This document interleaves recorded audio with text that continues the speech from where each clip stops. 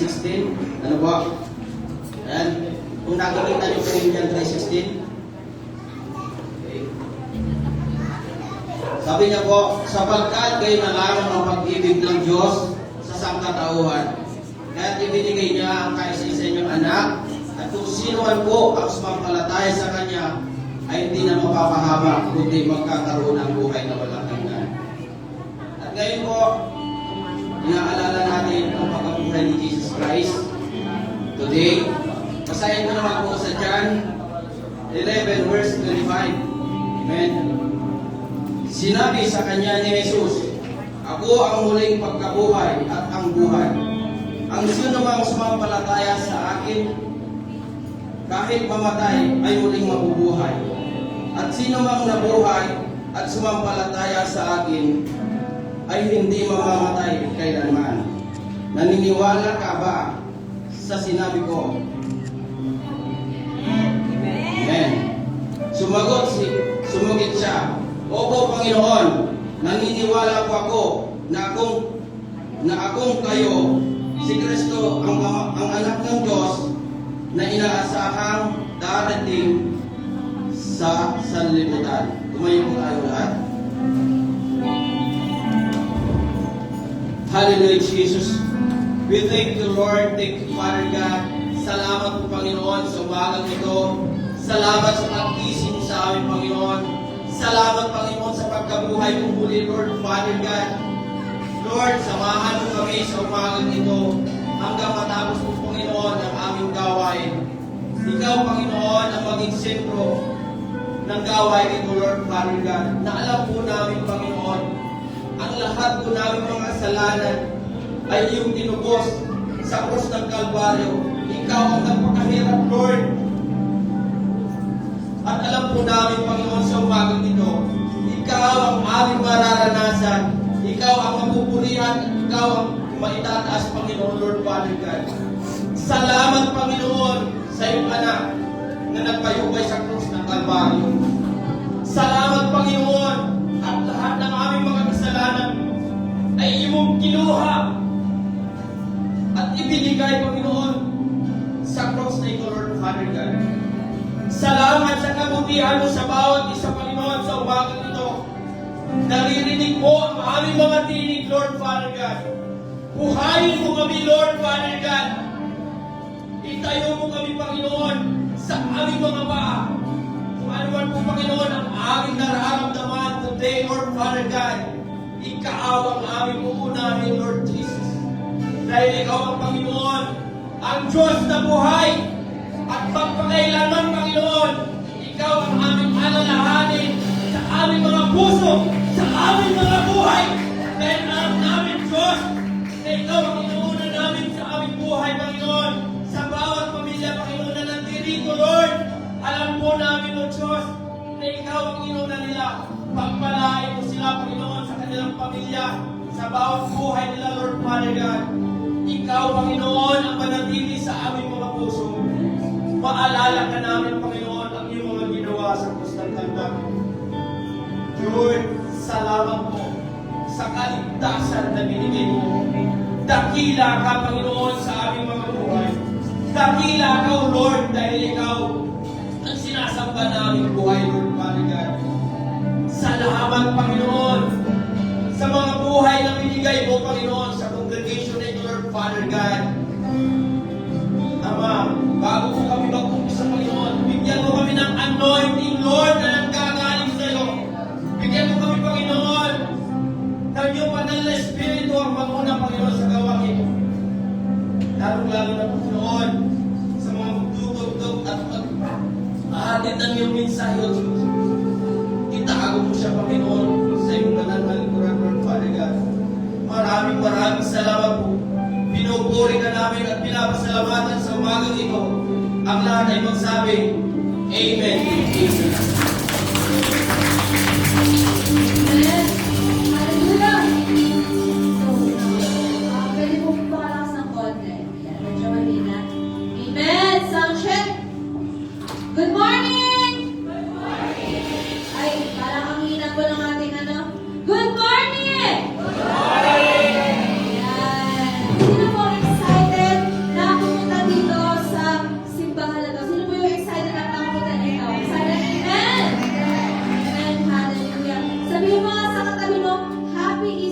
Sunday.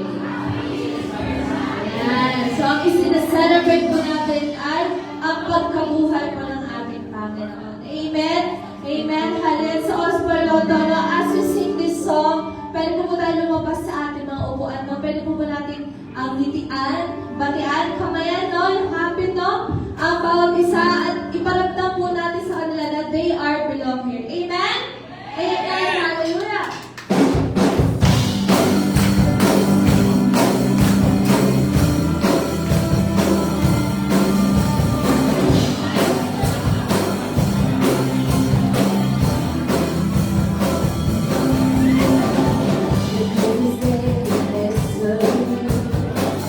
Let's be the new have rescued.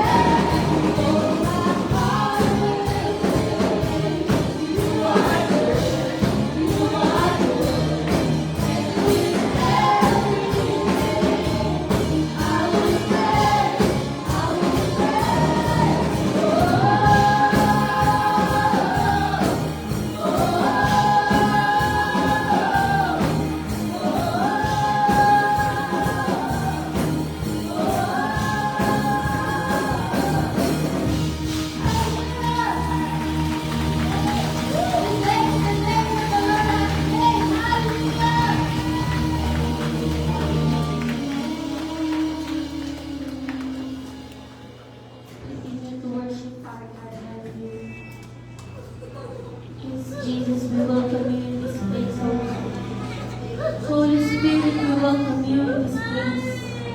Hallelujah.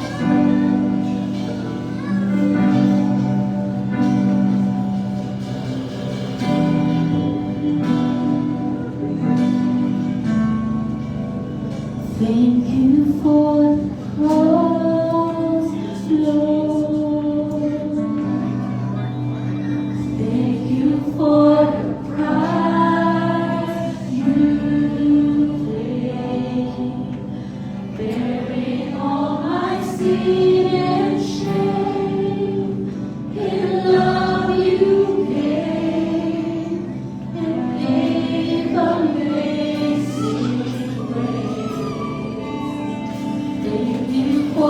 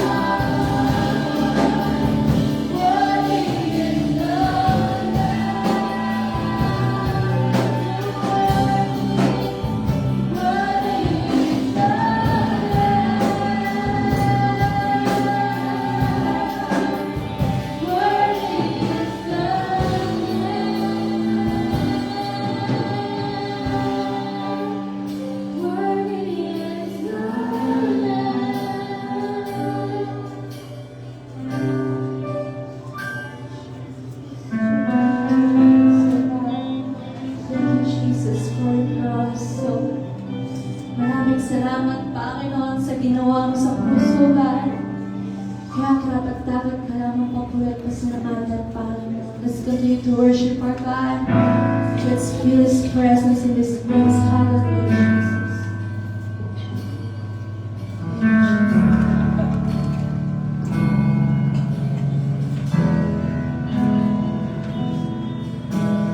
I was a wretch. I remember who I was. I was lost. I was blind. I was running out of time. Sin separated. The bridge was far too wide.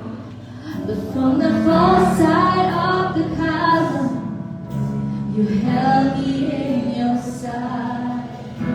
So you made a way across the great divide, left behind heaven's throne to build it here inside.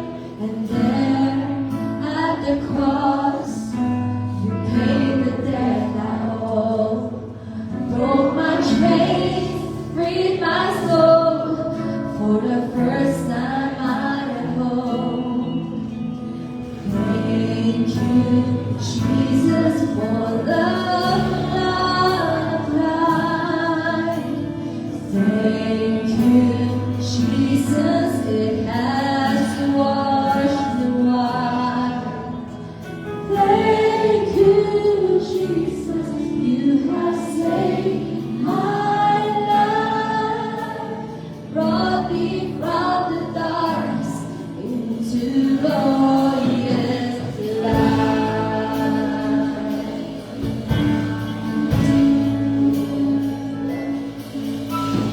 You took my place, laid aside my tomb of sin. You were ready for the days, but then you walked right out again. And now death has no sting, and life has no end. For I have been transformed by the blood of the Lamb. Thank you, Jesus, for the life.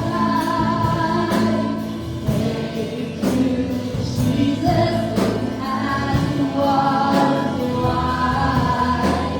Thank you, Jesus, you have saved my life, brought me from the darkness into glorious light. Jesus, thank you, Jesus, for the life. Thank you, Jesus, has washed me white. Thank you, Jesus, you have saved my life, brought me from the darkness into glorious light.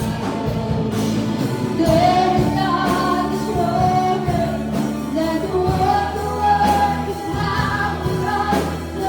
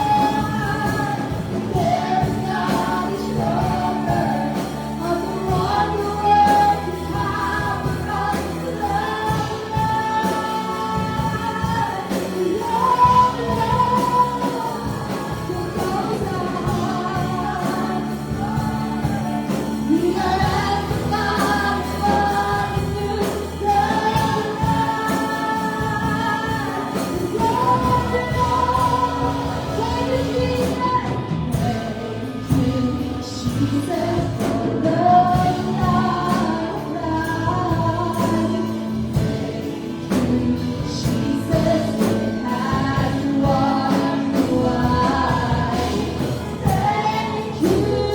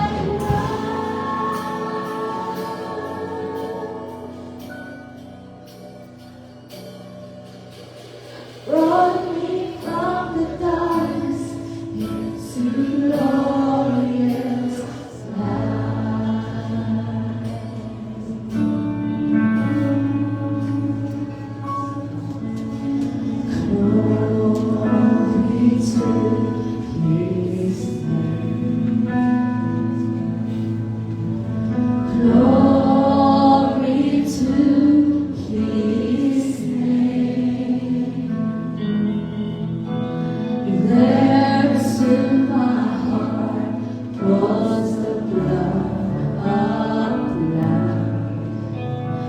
Glory to His name. Hallelujah.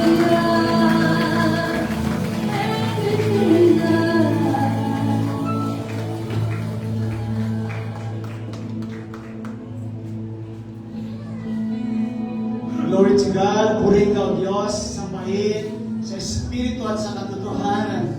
Salamat po Diyos sa pagkatinala po ninyo kami sa banal na tahanan ito upay ka aming sambahin, purihin sa Espiritu at sa katotohanan. Kami po ay nagpapangbaba, nagpupuri sa iyo. Hayaan po ninyo Diyos na malaya kang kumilos sa aming kalagitnaan. Maranasan namin ang iyong presensya sa araw na ito. Maranasan namin, O Diyos, ang iyong muling pagkabuhay sa mundong ito, O Diyos. At ikaw ay nabuhay sa aming mga puso. Kaya kami, O Diyos, na naging malakas at mayroong pag-asa at nagtitiwala sa iyo, Panginoon. Na sa araw na ito, Lord, aming sinicelebrate ang iyong kadakilaan, ang iyong muling pagkabuhay, O Diyos. Sa umaga ito, pinupuri ka namin at sinasamba. Hayaan mo Diyos, panaya kang kumilos sa aming mga buhay, sa bawat pamilya, at sa bawat isa, O Lord God. Thank you for your presence, Lord Jesus. Sa pag-iingat mo po sa amin, sa buong isang linggo, sa buong isang taon, Panginoon, sa araw-araw. Hindi po namin kaya mabayaran ng aming mga paglilingkod ang iyong kabutihan, O Diyos. Kaya ayan mo niyo, Panginoon, na ang araw nito ay i-celebrate namin at magpupuri kami, magsasamba kayo sa iyo, Panginoon. Hallelujah. Kung may lumasabi mga puso, O Diyos, na mga bahid ng kasalanan sa puso, iisipan at mga gawa, patawarin po niyo kami, O Diyos. Hayaan po niyo, Lord, linisin kami ng banal na dugo, O Diyos, na siyang maglinis sa aming lahat ng mga kasalanan, Lord, doon sa krus ng Kalbaryo. Tinatanggap na po namin, Lord, bilang aming Panginoon, tagapagligtas, manggagamot, at nagbibigay ng pag-asa, at nagbibigay ng walang hanggan. Salamat po, Diyos, sa araw na ito. Patuloy namin dinadalain namin mga mahal sa buhay, na hindi pa po namin nakakasama sa paglilingkod.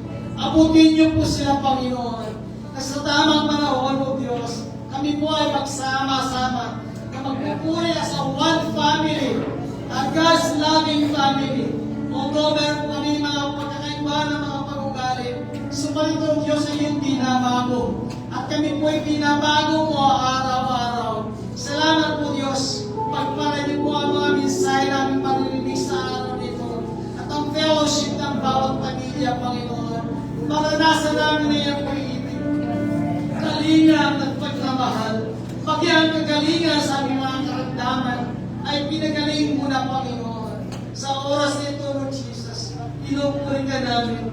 Pagpalay mo, Lord, ang mga kapatid at mga kapatiran na water baptized, Lord, sa araw nito. Aputin niyo po sila. Gabayan niyo po sila, Panginoon. At may maranasan nila ang transformation, Lord, na pinangako mo sa mga sumusunod sa iyo, Panginoon. Maranasan, Lord, namin ang iyong presence while we are doing this water baptism and celebrations of your your resurrection, O God. Hallelujah. Lord, patuloy po namin yung dalangin maging aming bansang Pilipinas, Panginoon. Marami pa rin mga tao, Panginoon, na hindi nakakaunawa sa mga katotohanan, Lord God, na iyong mga salita. Tulungan niyo po na ang kalayaan ng pagpahayag ng mga salita po ninyo sa aming bansa, ito'y patuloy na maging malaya upang hindi mabukas ang puso isipan sa mga katotohanan ng Panginoon ay mayabot po sa bawat isa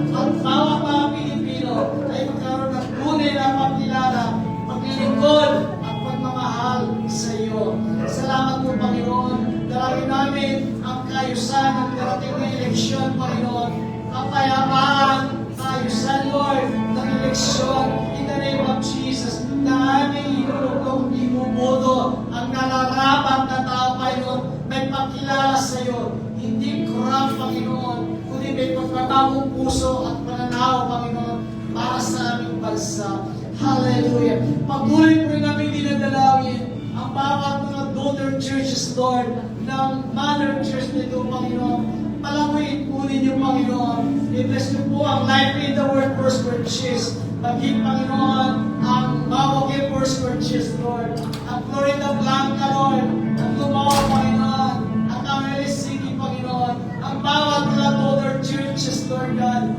I-bless po niyo na magkaroon ng sariling building, Lord. Magkaroon ng sariling lupa, Panginoon, ng sambahan. Dalangin namin tumawag ka pa na maraming mga workers and pastors na maglilingkod sa iyo. O maraming pa mga kaluluwa at pamilya at maliligtas. Marami pa mga kamatahan ang iyong gagamitin, Panginoon, o mga putir ang hindi malakilala sa iyo. Bigyan mo pa kami ng mahabang buhay, Lord Jesus, upang makapaglingkod sa iyo at pag-aakay mo kami ng mga kaluluwa, mga pamilya para sa iyong kalian. Hanggang bago ka dumating, Panginoon, at kunin mo kami, Lord, ay marami pang maliligtas, marami pang may kakalit na simbahan, marami pang katawagin mo ng mga leaders, committed leaders na maglilingkod sa iyo na mayroong nakakatan. Salamat po, Panginoon, sa araw nito. Sa namin tinigay batas na papuri at pagdadakila sa pagnalan ng Ama, ng Anak, at ang pagtuway na manawag na Espiritu Santo. Lahat may magsabi ng Amen.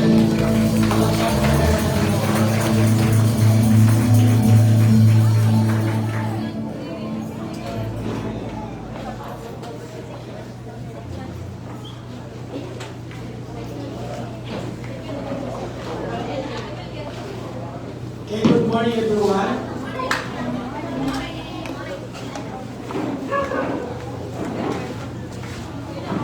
Sige po, yung mga nakatayo ay maupo na po para namin magkita ko natin yung pag-welcome. May upuan pa po ba? May upuan pa po sa akin.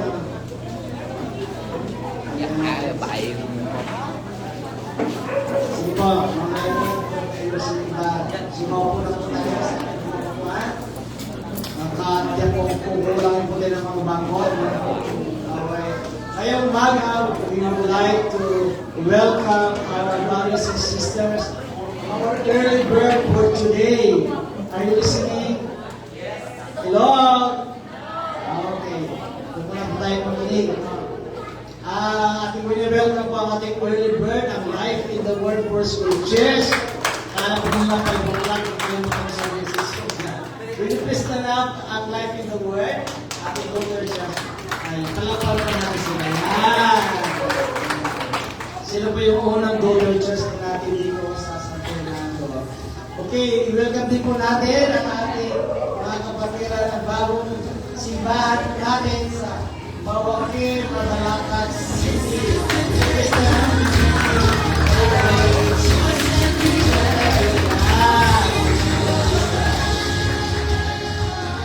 Of course, i-welcome po natin ang meron pa pong bisita ngayon.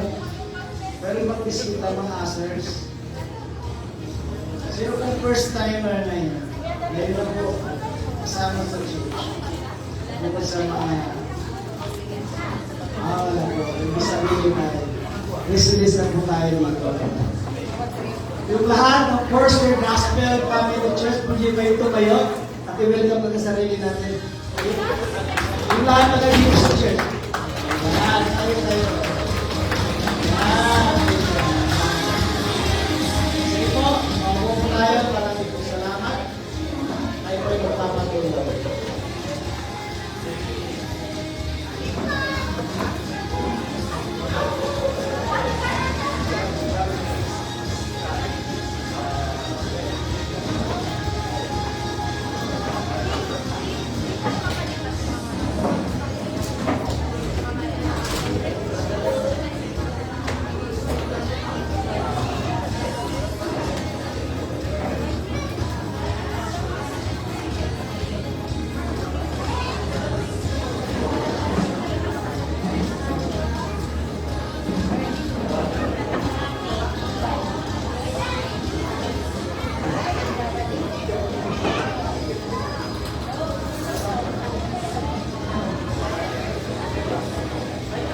pagkatapos po ng offertory, yung mga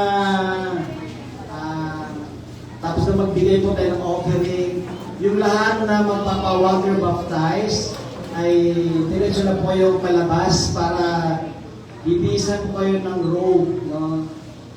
Doon sa labas ng mga pagkatapos po ng offering, labas po yung mga water baptize at pa-open po natin sila dito sa harap. Kaya i-occupy po natin mamaya yung harap pag pumasok na po sila. Thank you.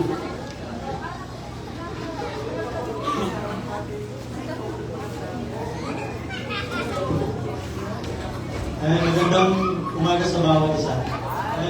Umawa na tayo sa susunod natin gawain sa pagkakalo. Sabi dito sa 2 Corinthians chapter 9 verse 6 to 7, the truthful giver, whoever sows sparingly will also reap sparingly, and whoever sows bountifully will also reap bountifully. Each one must give one as he has decided in his heart, not reluctantly or under compulsion, for God's loves a cheerful giver. Ayun, basahin ko rin sa Tagalog. Sabi dito, ang nagtatanim ng kaunti ay aanin ng kaunti, at ang nagtatanim ng marami ay aanin ng marami. Ang bawat isa ay dapat magbigay ayon sa sarili pasya, maluwag sa loob at di napipilitan lamang, sapagkat iniibig ng Diyos ang pusang nagbibigay ng may kagalangan.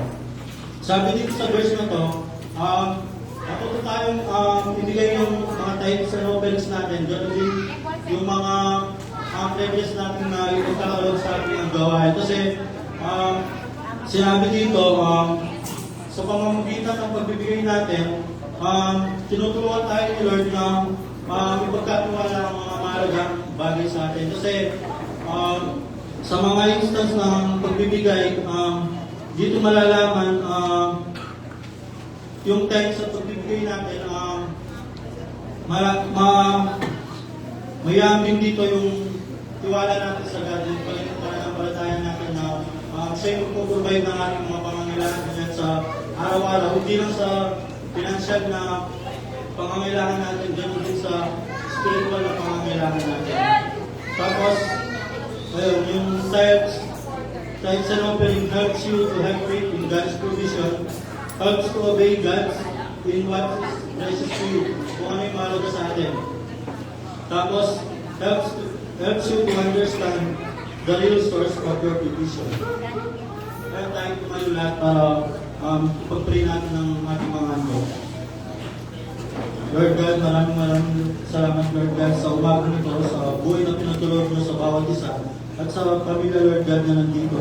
Tinataas po namin, Lord God, ang aming mga tithes and offerings, ganoon din po yung mga mission pledges namin, na kayo, Lord God, ang mag-provide, Lord God, nito. At alam po namin, Lord God, na ibabalik nito, Lord God, na magsisiglitin at mga po, Panginoon. Pray, Lord God, sa mga taong magbibigay, Lord God, ganoon din po sa mga hindi makapagbigay, Panginoon. Pray, Lord God, ang mag-provide ng mga kailangan nila, Lord God, at in time, Lord God, magbigay, Lord God, sila sa inyong gawain. Maraming salamat, Panginoon. Dinataas ka namin, dinatagila. In Jesus' name, amen.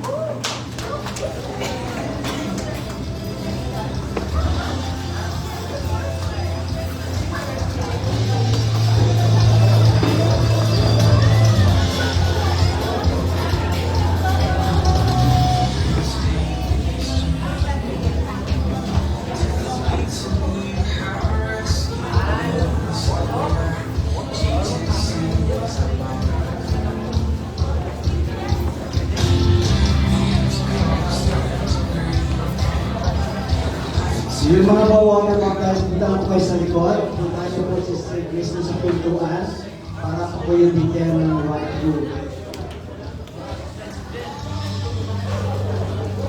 Yung lahat po na yung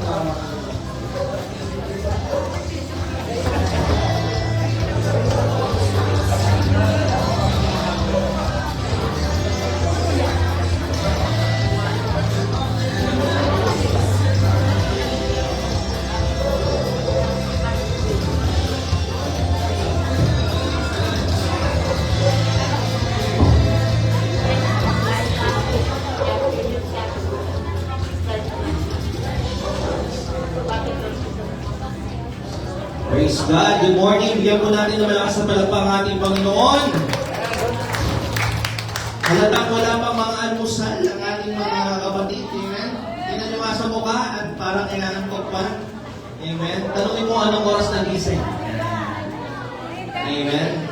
Ako po, I was awake around 4 a.m. or 4:30 a.m. Mga ganun pong oras. So, actually, medyo late na rin po ako natulog dahil inaalala ko yung pool na gagamitin natin today. Amen. This is very new to us kasi po, ever since po na nagkaroon tayo ng water baptism dito po sa Foursquare Gospel Family Church, pumupunta talaga tayo sa resort. So I was thinking, sabi ko, Lord, gusto ko makita talaga ng lahat ng congregation. Kasi po nangyayari sa atin, kapag ginagawa po natin sa resort, hindi naman pumupunta po lahat doon. So this time, sabi ko, gumawa tayo ng way na makita ng lahat, ma-witness ng lahat. Kasi iba po ang celebration kapag na may nababaptize. Totoo po. Amen. It's a very exciting event na ginagawa po natin because it is a declaration of our faith. It is a declaration that we are Christians. Amen. Kaya po, excited po ako sa mga kapatid po natin na magpapabaptize ngayon and they are already preparing their robes at mamaya uupo po sila dito sa harap. Okay lang po ba i-atras po tayo ng konti doon? Bigyan natin ng space yung ating mga kapatid na magpapabaptize dito po sa harapan. Ayan. Thank you so much for your cooperation. Bigyan po natin sila ng time para makapag-adjust. Amen. And I believe that we have a lot of candidates for water baptism today. Kaya pwede po ba magpasok po ng ating mga candidates for water baptism? Tumayo po tayo at palakpakan po natin sila. Amen. Sige po, let's welcome our candidates for water baptism. Hallelujah. Palakpakan po natin ang Diyos sa buhay nila. Amen. Hallelujah. Sige po, come forward. Tayo po tayo. Because this is a celebration. Sige po, palakpakan natin. Hallelujah. Woo! Kulang sa palakpak. Iyaw. Hallelujah. Praise God. Amen. We have one. Po tayo dito.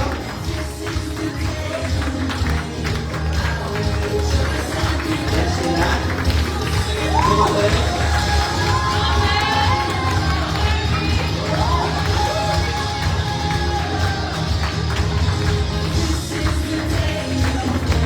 Meron pa ba? Okay, di pa ako pa. Praise God. Wait lang po. Kasama pa rin. We have 1, 2, 3, 4, 5, 6, 7, 8, 9, 10 candidates for water baptism. Amen. Palakpakan natin ang Diyos na buhay. Hallelujah.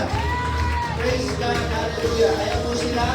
And later on, ay hindi po tayo makakaupo na. Praise God. Salamat po sa pag-cooperate. Okay, mga candidates, dito po tayo. Upo po tayo sa mga church na ito in front. Paki-occupy na lang. Sino na lang. Diyan na lang. Ayan.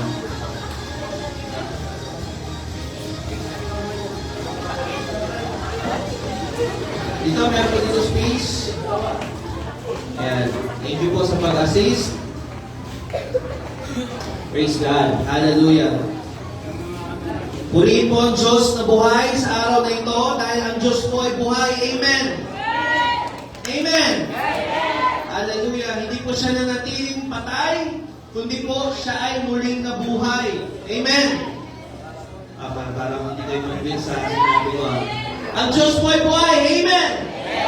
Jesus is alive. Sabihin po natin sabay-sabay. Jesus is alive. 1, 2, 3, go! Jesus is alive. Pwede ba natin sabihin ng malakas na 3 beses na may declaration at kasamang palakpak at paghiyaw? Amen. Ulang kayo sa almusal. Hallelujah. Wala pang nagpagdisal at nagkape. Amen. Tayo ulit. Hallelujah. Gigisingin ko lang po kayo. Lakasan po natin ang sigaw natin ng Jesus is alive for 3 times and then malakas sa malakpat, magyawat taro sa Panginoon. Amen. Gawin po natin yan. In 3, 2, 1. Jesus is alive! Jesus is alive! Jesus is alive! Hallelujah! Praise God! Amen! Hallelujah! May we sing? Hallelujah! Salamat po sa inyong cooperation. Kailangan po yan para magising kayo. Amen. Thank you, Jesus. And today, I will try my best to share our sermon for today, this morning. A very short sermon dahil meron po tayong special service today at mag-witness po tayo ng mga magpapawater baptize this morning. Amen. Hallelujah. Let's open our Bible in Luke chapter 24, verse 1 to 12. At siguro po, babasahin ko ito sa Tagalog. Buksan po natin ating mga Biblia sa Lucas, chapter 24, verse 1 to 12. Ang sabi po dito, madilim-dilim pa ng unang araw ng Sanlinggo, ang mga babae ay nagbalik sa libingan, dala ang mga pambangong inihanda nila. Nang dumating sila doon, nakita nilang naigulong na ang batong nakatakip sa libingan. Ngunit nang pumasok sila, wala roon ang bangkay ni Panginoong Hesus. Natigilan sila at nagtaka kung ano ang nangyari. Biglang lumitaw sa tabi nila ang dalawang lalaking nakakasilaw ang damit. Verse 5, dahil sa matanding takot, sila ay nagpatirapa. Tinanong sila ng mga lalaki, bakit nyo hinahanap ang buhay sa lugar ng mga patay? Wala siya rito, siya'y muling nabuhay. Amen. Parang walang excitement. Lagyan natin ng excitement. Wala siya rito, siya'y muling nabuhay. Amen! Woo! Alalahanin niyo ang sinabi niya sa inyo noong nasa Galilea pa siya. Ang anak ng tao ay kailangang ipagkanulo sa mga makasalanan at ipako sa krus. At sa ikatlong araw ay muling mabubuhay. Naalala nga ng mga babae ang mga sinabi ni Jesus noong una, kaya umuwi sila at isinalaysay nila sa 11 at isa pa nila kasamahan ang buong pangyayari. Ang mga babae ito ay sina Maria Magdalena, Juana at Maria na ina ni Santiago. Sila ang iba pang mga babae kasama nila ang nagbalita sa mga apostol. Akala ng mga apostol ay kahibangan lamang ang kanilang sinasabi, kaya ayaw nilang paniwalaan ng mga kababaihan. Ngunit tumayo si Pedro at patakbo nagpunta sa libingan. Pumasok siya at pagtingin sa loob ay wala siyang nakita kundi ang mga telang ipinambalot kay Jesus. Kaya umuwi siyang nagtataka sa nangyari. Amen. Tayo po'y tumayo at panandalian mong manalangin. Diyos na makapangyarihan sa lahat, salamat sa napakagandang umaga po na ibinigay niyo po sa amin, sa pagising niyo po sa amin sa umaga na ito, Lord. Lord, we celebrate today your resurrection, Father God. And thank you, Lord, for defeating death, O Lord Jesus, and giving your life for us, Lord, for us to be saved, O God. Salamat, Panginoon, sa sakripisyo na ito, Lord, na walang makakatumbas, Panginoon. Hallelujah. As we remember those days, Father God, your resurrection today, now, Panginoon, ihanda mo ang aming puso at isipan at ang aming mga spirito, Panginoon, as we receive your word today, Father God. Now, alisin niyo po, Lord, yung mga distractions sa oras na ito, Lord, and help us, Lord, to focus only to you, Father God. At now, Panginoon, na yung lingkod na lang kayo sa harapan, gamitin niyo po ako mightily, Lord. I pray for anointing, wisdom, O Lord Jesus, and strength, O Lord, sa umaga na ito, Panginoon. Maraming salamat, Lord, at namin binabalik na lahat ng papuri at lahat ng pasasalamat sa iyo lamang sa pangalan ni Jesus. Amen. Amen. Palakpakan natin si Lord. Hallelujah. Pwede na po tayo makaupo. The title of my topic today is Easter, based on a true story. Amen? Di ba tayo po mga, sino po dito ang mga mahilig sa movies? Amen. Yan. For sure, itong mga mahal na araw, may mga tumambay sa Netflix. Ayan. Sino mga tumambay sa Netflix at nanood? Sino po ang nanood ng mga nagpapenitensya dyan? Okay? At yun po ay isang tradisyon dito sa Pampanga. Hallelujah. At marami po sa atin ang mga mahilig sa movies. And I am one of those people na napakahilig po sa Netflix. At isa po sa movies na talagang paborito kong panoorin ay yung mga true stories. Based on true stories. Amen. Can you name some based on true stories? Marami po tayong mapapanood na movies sa Netflix na binase sa totoong storya. Amen? Yung iba po sa atin siguro ay yung mga mahilig manood ng mga, sino may dito ng MMK? Ayan. Buhay pa ba yung MMK? Ano ba? Yes. Ano pa ba yung mga based on true stories? KMJS! Ayan. Sigurado ako dyan. No, yung mga stories doon ay totoong mga storya. Tama? At in fact, napakaganda din panoorin yung mga movies about our president, mga histories, no? Sino po dito yung mahilig sa mga gera na palabas, tapos malalaman mo, ito, paano mangyari yun? Nagkagera pala sa San Fernando, mga ganun. Diba? So, we are fan of true stories. Amen? At ngayon pong umaga na ito, there is a true stories na kailangan po natin maalala at i-celebrate today because today is an Easter Sunday morning. Amen? Kaya tabihin mo yung katabi mo, huwag kang matutulog. Matutulog. Alam ko masarap matulog ang oras na ito. Sino po yung nahirapan ditong bumangon at ibuhos ang tabo sa wala ligo. Okay? Praise God. Today, we're going to talk about the story that we found in Luke chapter 24. Kanina po, binasa natin ang storya sa Lucas chapter 24. At ito po ang storya na natagpuan nila ang libingan ni Jesus na walang laman. Amen. At ito po ay hindi lamang istorya, kundi ito ay totoong nangyari. Amen. And it's very amazing to go back to that story na may isang taong nabuhay muli. Hallelujah. Imagine yourself na nandun ka sa sitwasyon na yon, pupunta ka doon sa libingan na yon, pagdating mo doon, yung ini-expect mong patay ay buhay. Hallelujah. Nagpapatunay na po na totoong Diyos ang nakalagay doon dati at muli na siyang nabuhay. Amen. Church, Easter is actually more than just based on a true story. Kasi alam niyo po, yung pag sinabi kasi based on a true story, ibig sabihin, yung mga ginamit pong pangalan doon hindi totoo, iba yung tao na nagaganap.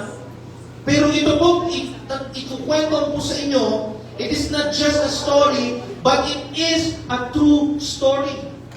Totoo siyang kwento. Totoo siyang nangyari. Hindi lamang siya fake news. Amen? Sino dito nabibiktima ng fake news? No? Amen? Na akala mo totoo yung balita. Ay, patay na si Nora Honor.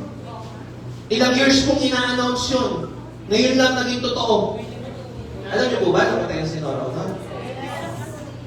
Baka ako lang nakanalig, no? Hindi, di ba? Totoo, di ba? Fake news. Dami. But this time, this is not a fake news that I'm sharing to you today. It is a true story. Easter is more than just a based on true story. It is based on the truth Himself.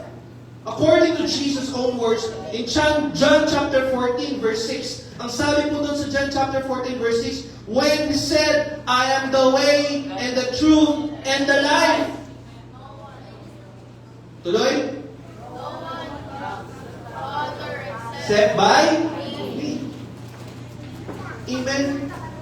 Makikita niyo po na siya ang daan, siya ang katotohanan, at siya ang buhay.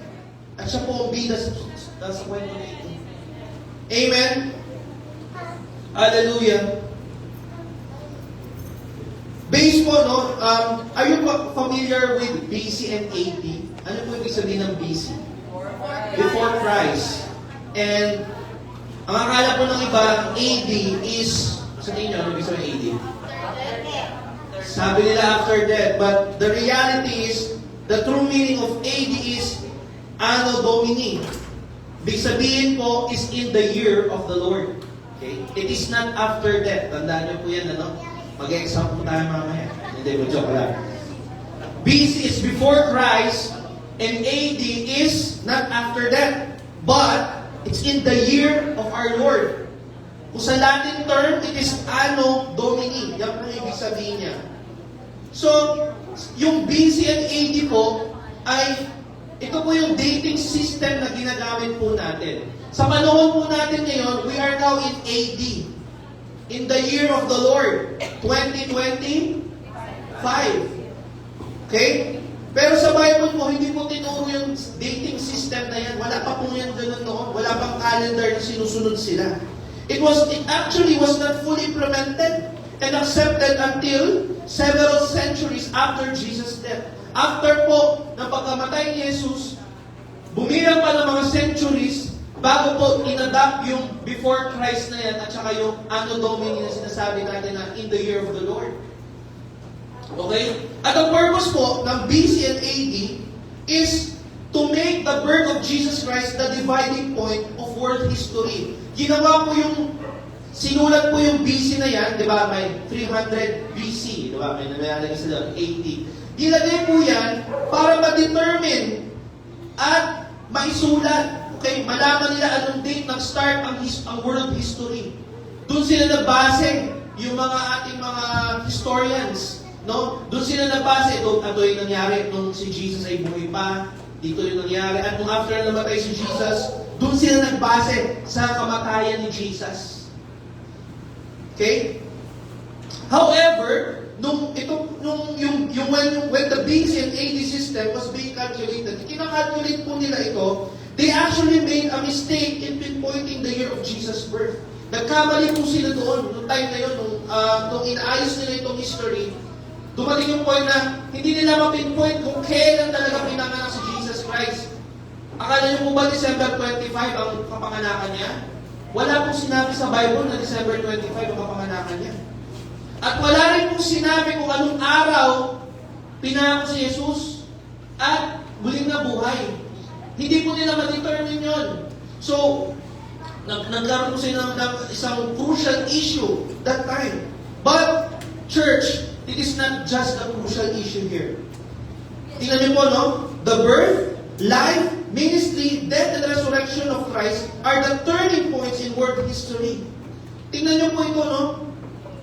Napagtanto po ng mga researchers na ang turning point pala ng world history ay yung buhay ni Jesus, yung ministry ni Jesus, yung death niya, pati yung resurrection niya.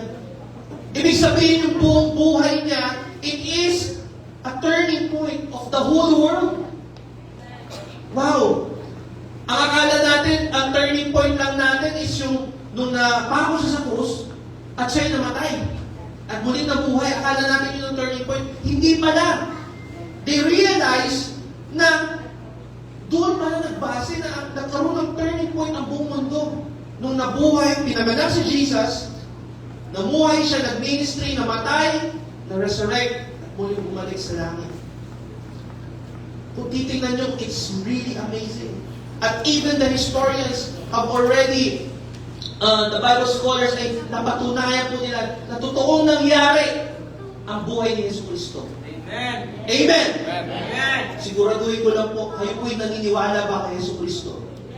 Na siya po'y muling ay namatay, muling nabuhay, at bumalik sa kanyang Ama. Yes. Amen! Palapakan natin si Lord. Amen! Again, Easter is more than just a base. Easter is just not based on a story. It is based on His story. Ang Easter po ay nakabase sa kanyang kwento. Amen. Amen. Hindi ito nakabase sa itlog na hanapin nyo tuwing Easter Sunday. Amen. Ang akala ng iba, ang Easter Sunday, Easter hunting lang. Diba? But they don't know that's the real story behind it. Amen. And church, Easter is more than based on a true story. It's based on your story as well. Kasama po ang kwento nyo dyan. Kasama po natin si Jesus sa buhay natin. Amen! Alam niyo po bakit? Sabihin niyo, bakit? You know why? Because you are the very reason He came to earth. Ikaw, ako, tayo po ang rason kung bakit dumating si Yesu Cristo dito sa lupa. Amen! For us to live as fully God and fully man, He died on the cross and rose again in 3 days. Yung po ang purpose niya. Amen? Namuhay siyang tao. Pero Diyos, namatay pa sa krus at siya'y nabuhay muli after 3 days. Amen. Alam niyo po, pag nanonood po tayo ng mga movies, may mga kinoconsider po tayo na mga bagay when we watch movies that are based on true stories. Meron po tayong 4 pieces of every story na kinoconsider natin na, okay, this is based on true story. First is the setting. Okay? Sa bawat storya, kung kayo po ay natatandaan niyo pa po yung English subject niyo, in every story, there is a setting. Ano po yung setting? Kung saan nangyari. Kailan nangyari. Diba? Yan po ang setting. Okay? So, in the story po na nabasa po natin kanina, it is, the setting is in a garden-like place. Okay? Hindi po siya katulad ngayon ng mga cemetery po na binibisita natin yun na napakaraming puntod. No? Yung libingan po ni Jesus Christ that time, it was a garden. At iba po ang itsura ng typical na libingan doon. Kasi ano po yung itsura ng libingan sa atin ngayon? Diba? May apartment type, may condo, diba? Condo ba? Wala naman. Yung nililibig sa lupa, okay? Tapos yung mga, ang tawag, yung sinusunog, kinikremate. So may mga ganun na ngayon. But this time, yung setting po nito, iba. Iba to. Okay? Kung i-imagine niyo po siya, hindi siya yung ganun kaganda na, kasi di ba may mga musoleo yung mga ngayon, di ba? Ganun yung itsura ng mga libingan. Hindi siya ganun. Instead, it is a literal underground burial. No? It is underground, and parang, kung napanood niyo po yung Tomb Raider, parang ganun yung setting, nasa ilalim, nasa kuweba, ganun yung itsura niya. Parang kuweba ang itsura. So, ganun ang itsura niya. So, his tomb is like a cave-like in structure. No? And his body was placed in space like loculus, tawag po, which would have been carved into the wall in space enough to fit a body, much like what we see in mausoleums today. Ganun siguro yung itsura nito, no? And the entrance of the tomb and very literally covered with a large boulder is sealed for security purposes. Ang cover po ng pinto ng libingan na yun ay bilog. At yung bilog po na yun ay hindi siya basta-bastang natutulak lang ng isang tao. Mabigat. And the purpose is, it is security purposes. Alam niyo po ba, bakit gano'n ang sa kanya? Alam, pinabantayan pa ngayon sa mga sundalo eh. Kasi ayaw nilang kunin ang mga disipulo ang kanyang katawan. Amen? Ganun po ang nangyari doon. So, siguro may seal pa ito. Kung kayo doon sa Book of Matthew, ang bagay po doon, that there are guards who sealed the tomb. Ganun po. Siguro nilagyan pa ng wax para mapatunayan na binuksan ba ito o hindi. Diba? Sinelyuhan talaga nila ito. And on Mark's book, nakita doon na there are 2 men to the tomb that resurrection morning because they asking each other, who will roll the stone away from the entrance to the tomb? Sa book po ni Mark, nagtatanungan po yung babae. Yung dalawang babae na pumunta doon. Ang tanungan nila, sino magtutulak nung malaking pinto na yun? Ay napakabigat po doon. So ganun po binanggit naman sa book of Mark. And today,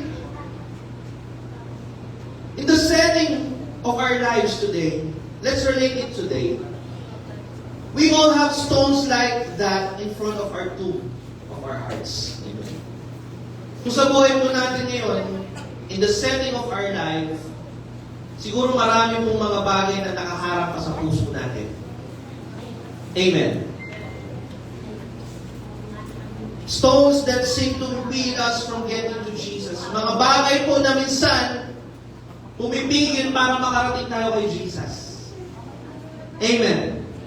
Marami pong bagay ang pwedeng pumigil sa puso natin para di tayo makarating sa presensya niya. Amen? Things that weigh upon our hearts. Amen? At hindi natin maranasan ang freedom, the resurrection of Jesus Christ. And we know, alam po natin na minsan, yung mga pumipigil na mga bato na yan, mga tombs, mga stone tombs in our hearts, are anger, hatred, selfishness, pride, arrogance, bigotry, and fear. Ito yung mga bagay na maaaring mga nakaharang sa puso natin para ma-reach out natin si Jesus. Amen. Amen. Maybe these are the things. Maybe it's a stone of anxiety, feeling of inadequate, or feeling oppressed by your own sinfulness and brokenness. Baka yung mga kasalanan na tinatago natin, ito yung pumipigil sa atin para makarating sa ating Panginoon. Napakadami po mga stones na yan sa puso natin, mga kapatid. At minsan, nafe-feel natin na paano ba natin aalisin ito sa puso natin para ma-reach out ng Panginoon. Dumating po ba sa point na nung kayo'y naglilingkod, tayo po'y naglilingkod. Pero dahil you have your guilt in your heart na Lord, makasalanan ako, hindi ako karapat-dapat sa harapan mo. Yung tipo papasok ko pa lang sa simbahan, sinasabi mo na, ay, hindi ako pwede dyan, masusunog ako. Yung guilt na dinadala mo at hindi ka makalapit sa Panginoon. Amen? Pero dito po sa true story to, Lord, na binabanggit ko po sa inyo, the one whose power rolled away that stone is the same person whose love and power reaches for our hearts every day. Alam niyo po ba kung sino ang nag-roll ng stone na yon sa libingan ni Jesus? Alam niyo po ba kung sino? Mismo ang kapangyarihan ng Diyos ang nagtulak sa pinto ng libingan na yun. Amen. Amen. Palaban natin si Lord. At ganun din po yan sa buhay natin, mga kapatid. If you will allow Jesus to enter in your life and patiently wait for Him, and you call to Him, alam nyo, kayang iparanas ng Diyos ang kapangyarihan na yan sa iyo at sa akin. Amen. Naniniwala po ba kayo na kapag inalaw nyo si Jesus sa buhay nyo, lahat ng mga anxiety, fear, anger ay aalisin ng Diyos? Amen? Kasi yan po yung mga bagay na pumipigil sa atin sa paglilingkod natin sa Panginoon. So why today, let's review our hearts. Lord, ano ba itong mga turbo na sa puso natin? Alisin mo ito, Panginoon. Amen? Sabi dito, He doesn't always take away the stones that keep us from Him. He often just rolls it away when we ask. Ang kailangan lang po natin is to ask God, Lord, roll away those stones. Remove it from me. Amen. So when we invite Jesus in our lives, He can do that, church. Amen. Hallelujah. Mahaba-haba pala ito. No? Second is the plot. Isa po sa importanteng bagay sa isang storya is yung plot. Okay? And, ano kasi sa Tagalog ng plot? Tulungan nyo ako. Kung setting ay sa inyong nangyari, yung plot yung pinakabuod ng story, I guess. Tama ba? Okay? So, sabi nila, this tomb was sealed on Friday and has been opened on Sunday morning. Okay? Sabi dito. And, kung ang mga disipulo, may plano talaga sila na kunin ang katawan ni Jesucristo. At sila dapat ang kukuha doon. At kung iisipin nyo, mahirap na misyon ang gagawin nila. Pero, sa totoo lang, noong time na ni-roll ang libingan ng Jesus, nakita yun ng mga guards, for sure. Sa tingin nyo po, hindi nila nakita ang resurrection, but they feel the tremble that time. Nung nabuhay muli si Jesus. At nakita nila for sure may liwanag na lumabas sa libingan na yun. Hindi man nabanggit sa Biblia, no? At they saw the light that emanated from the angel of God like lightning. Narinig nila, sigurado, na bumukas ang libingan at sila'y nagulat. At for sure, napatunayan nila na totoo si Jesus ay isang Diyos. Amen. And I believe that they will live forever the truth. Alam nila sa puso nila. Pero, alam niyo po ang ginawa nila? Ng mga guards na ito, if you read later on the verses na mababasa niyo sa Bible, sila'y nagsinungaling. Hindi nila sinabi ang totoo na nakita nila. Binayaran sila para pagtakpan ang totoong nangyari. Kasi for sure, pag nalaman nila na si Jesus Christ ay totoong nabuhay, muling nabuhay, which is totoo naman talaga, ay problema yun sa mga Roman Empire.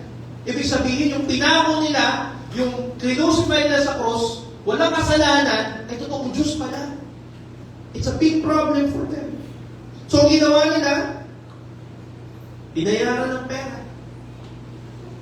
At sila ay nagpakalat ng maling istorya na sabi nila, ang mga disipulo daw ang nagnakaw ng kanyang katawan. Ganun ang kinalat nila. At hindi totoo ang resurrection. Hindi totoo muling nabuhay si Jesus. Yun ang pinakalat nila. Alam niyo po sa buhay natin mga kapatid, meron din ganitong mga pangyayari. Amen. And though you may sometimes wonder about whether or not God cares about it, you need to know that He does. Minsan, gusto natin pigilan ang plano ng Diyos sa buhay natin. But the real is, hindi nyo po mapipigilan ang purpose ng Panginoon sa buhay ninyo. Amen! Sa tingin nyo po napigilan na malaman ng sanlibutan ang resurrection ni Jesus kahit na nagpakalat sila ng fake news, yung mga sundalo niya? Hindi po napigilan ang plano ng Diyos. At ganoon din po ang plano ng Diyos sa buhay ninyo, mga kapatid. Hindi mo mapipigilan ang purpose at ang plano maganda ng Panginoon sa inyo. Amen? Sabi mo sa iyo katabi, may purpose sa iyo si Lord. Amen? Kahit na napakadami po nating challenges sa buhay, kahit napakadaming exciting part ng buhay natin, mga problema, challenges, financial crisis sa buhay natin, still, hindi mapipigilan ang plano ng Diyos because He is unstoppable. Amen. Hindi mo mapipigilan ang plano ng Diyos. Kahit napakadami mong problema, kapatid, tingnan niyo po ito, ha? Fake news na yung pinakakalat nila. Akala nila, mapipigilan nila ang plano ng Diyos para sa sanlibutan. Pero hindi. Napalaghanan pa rin ang salita ng Panginoon. At hanggang ngayon, we are celebrating His resurrection. Amen. Palakpakan natin si Lord. Hallelujah. Pareho yan sa buhay mo, kapatid. Hindi mapipigilan ang plano ng Diyos sa iyo. Kahit na marami pagsubok, maniwala ang kapatid. Maganda ang plano ng Diyos para sa atin. Basta nagtitiwala po tayo sa plano niya, basta hinahayaan natin ng Diyos ang pumilos sa buhay natin, hindi niya po tayo pababayaan. Hallelujah. Amen. Tandaan niyo mga kapatid, life is full of complications. Ang daming complications sa buhay natin. Nung estudyante ka, may problema ka. Nung nagtatrabaho, magkakaproblema ka din. Nung nagkaroon ka ng pamilya, may problema. Hindi mo nawawala ang problema, kapatid.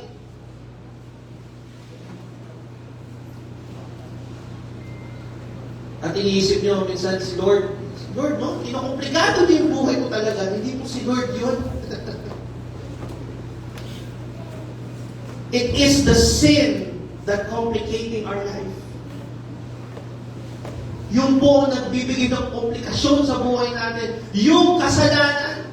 Kaya nga po si Jesus tumating sa mundong ito for us to be saved from the bondages of sin. Amen. Alam nyo, in the midst of everyday challenges, Remember this, church. God wants you to know today that He is concerned with the plot of your life. And He is committed to fulfilling your purpose if you let Him come alongside you by giving your life to Him. Tulad po ng mga magpapabaptize po natin dito sa umaga na ito.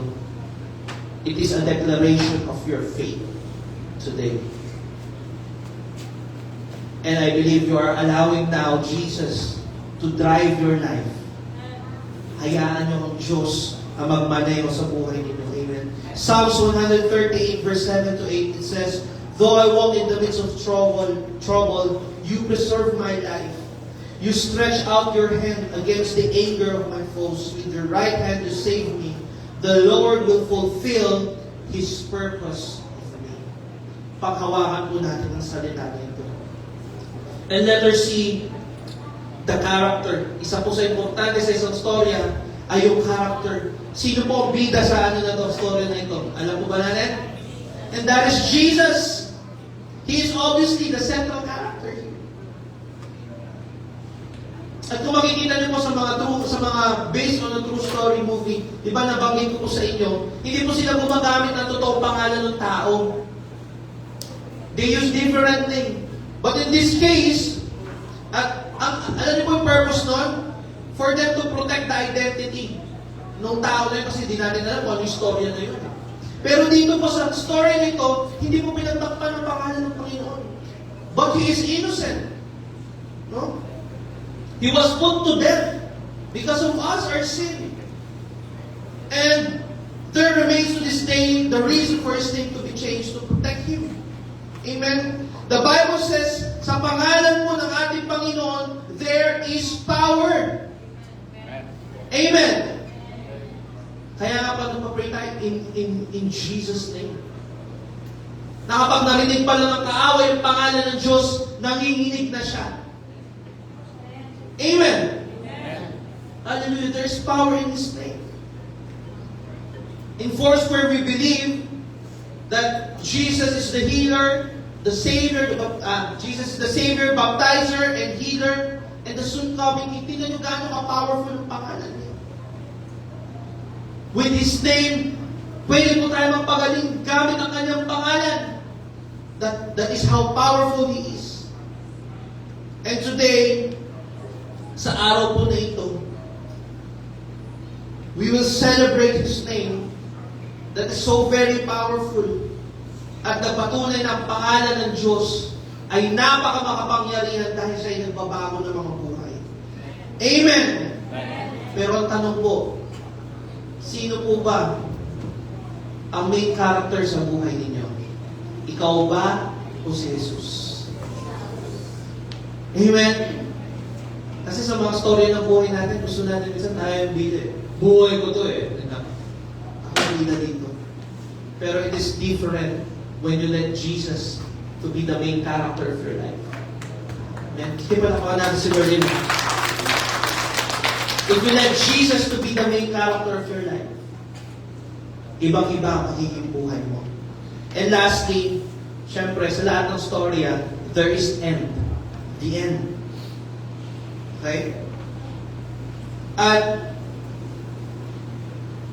ang akala po natin, no? Ang sabi po ng iba, ang akala ng iba, at ang akala ng kaaway, na nung namatay si Jesus sa cross, tapos na. Panalo na siya. Pero nagkakamali siya. Simula pa lang pala yun. Amen! Ito yung matindi sa story nito eh. Kasi simula pa lang pala ng ating Panginoon. And after 3 days, what happened? Siya po'y muling nabuhay. Pinatunayan niya ang totoo niyang kapangyarihan na siya ang totoong Diyos na buhay. Amen! Alam niyo po, sa mga panahon po natin ngayon, we write stories and make statues and establish holiday in their honor. Di ba po, kapag may mga namamatay na heroes, ginagawa natin sila ng statua, ginagawa natin sila ng holiday, di ba? Yung mga ganito yung ginagawa. And in our culture, especially, no, yung iba, ginagawa ng movies, di ba? But today, we have movie for Jesus Christ, yung Passion of the Christ. And nagiging hero lang ang isang main character kapag namamatay. Di ba? Namatay siya eh. Napakabayani nga siya yung term natin. Di ba? So, in a sense, death is the final measure of a man. And it's how the heroes died that makes their stories epic. Nagiging matindi lang yung kwento kapag namatay yung bida. Diba? Talagang sobrang emotional. Eh, ba't namatay yung bida? Diba? Alam niyo po yung movie na 300? Sino ang panood ng 300? Diba yung 300? Spartans. Anong ending nun? Patay silang lahat, pero ang ganda-ganda ng movie na yon. Kasi nga, bayani sila dun eh. Diba? Nakita niyo po sila, we admire their deaths. Diba? Pero, iba ang story ni Jesus. He died, but He resurrected. Amen. Namatay siya at muling nabuhay at hindi pala ito natatapos. Simula pa lang pala. Amen. Paano naman natin si Lord Amen? Because of both His death and His resurrection, the script for your life story doesn't have to end with just what we know or possess here on earth. Akala natin pagkatapos ng buhay nito, happy na ito. Hindi po siya gano'n. When we have Jesus in our life, hindi ito ang ending. That is not the end of our story. Amen. Ang akala mo ng iba, Good Friday was the end. At ang Saturday daw, patay daw ang Diyos. Hindi po totoo yan. The truth, it is only the beginning. That's why, church, when you receive Jesus in your life, simula pa lang yan.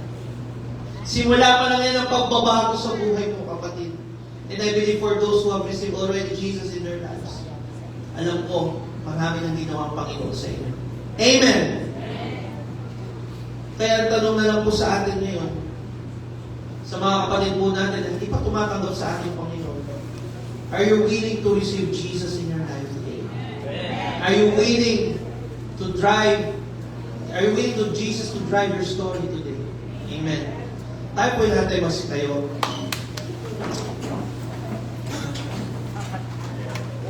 And before we go to our proper water baptism, let's have a worship.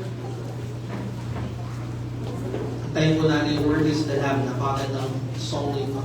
Hallelujah.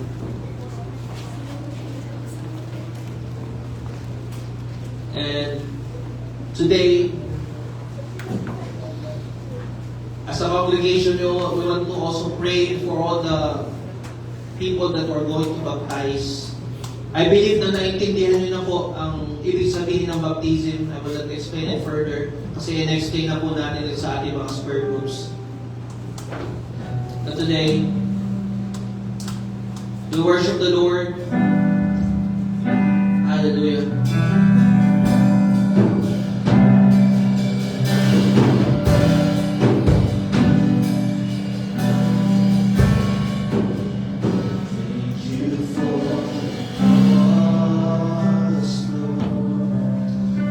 Hallelujah, let's worship. Thank you for Christ you came, bearing all my sin and shame.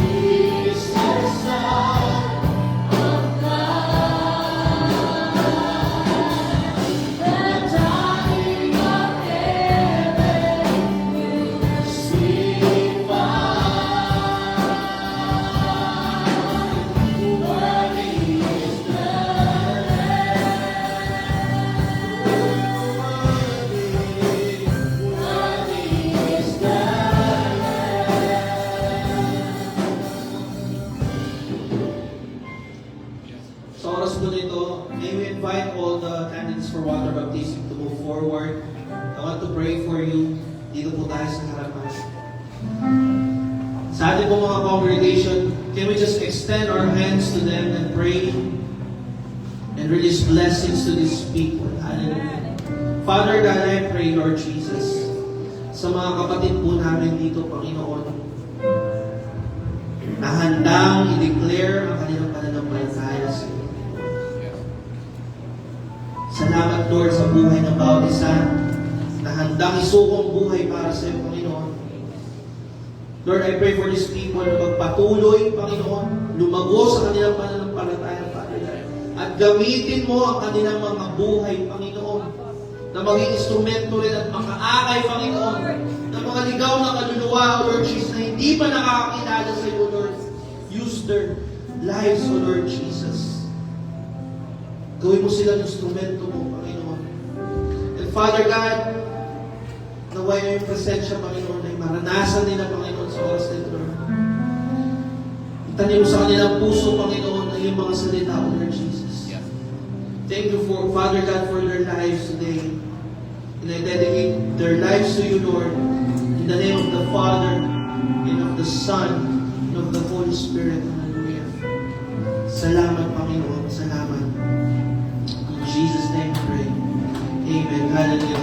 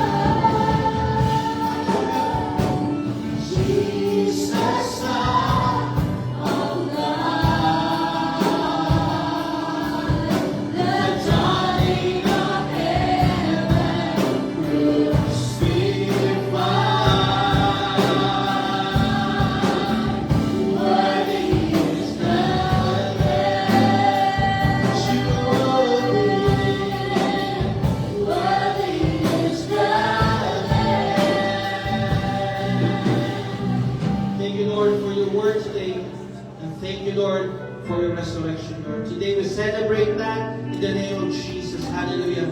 Salamat, Panginoon. Nabalik namin lahat ng kapulit. Masalamat sa iyo lamang. Jesus name we pray. Amen. Palakpakan natin ang Panginoon. Hallelujah. Come on, pinakalas sa Panginoon.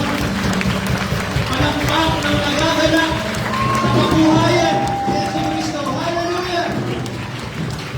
Thank you, Lord Jesus. May we sing. Hallelujah. Hintayin po natin ang mga next instruction na gagawin. And we invite the whole congregation na lalabas po tayo. Nag-ready po tayo ng pool doon at doon po natin gagawin ang ating water baptism. I-witness po natin ito kasi this is a very amazing event na gagawin po natin kaya supportahan po natin ito. Amen? But before we go out, a few announcements. Sir Lizette?